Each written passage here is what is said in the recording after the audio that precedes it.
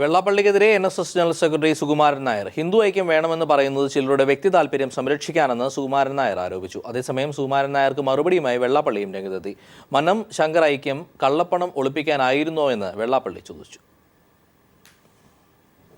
ഹിന്ദു ഐക്യത്തിനു വേണ്ടി ചിലർ വാദിക്കുന്നത് തങ്ങളുടെ കള്ളത്തരം ഒളിപ്പിക്കാനാണെന്നും വിശാല ഹിന്ദു ഐക്യത്തിനു വേണ്ടി പ്രവർത്തിക്കാൻ NSSന്റെ അടിസ്ഥാന തത്വങ്ങൾ അനുവദിക്കില്ലെന്നും NSS general secretary Sukumaran Nair പറഞ്ഞു. രാഷ്ട്രീയ പാർട്ടി രൂപീകരിക്കാനോ മറ്റേതെങ്കിലും പാർട്ടിയുടെ ഭാഗമാകാനോ തയ്യാറാകാതെ NSS സമദൂരം പാലിക്കുമെന്നും സുകുമാരൻ നായർ പറഞ്ഞു. ഹൈന്ദവന്റെ താല്പര്യം സംരക്ഷിക്കാൻ ഹിന്ദു എല്ലാം ഒന്നാകണം. NSSന് പറ്റത്തില്ല. കാരണം NSS ഒരു മതേതര സംഘടനയാണ്. ഹിന്ദു സംഘടന ഉണ്ടാക്കി അതിനകത്ത് പ്രവർത്തിക്കാൻ NSSന്റെ അടിസ്ഥാന തത്വം അനുവദിക്കുന്നില്ല.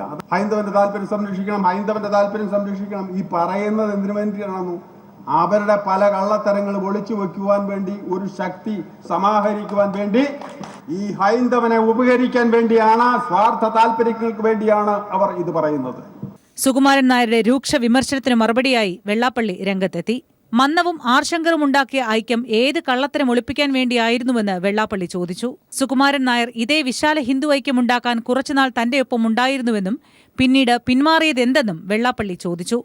അങ്ങനെയാണെങ്കിൽ മന്നം ശങ്കറിന്റെ ഐക്യവും കള്ളത്തരം ഉറപ്പിക്കാൻ വേണ്ടിയിട്ടുള്ളതായിരുന്നോ? പറയട്ടെ, കാര്യങ്ങൾ കുറെ കൂടെ മനസ്സിലാക്കി കഴിയുമ്പോഴത്തേക്ക് അദ്ദേഹത്തിന് സമാധാനം ഞങ്ങളുടെ കൂടെ ഉണ്ട്.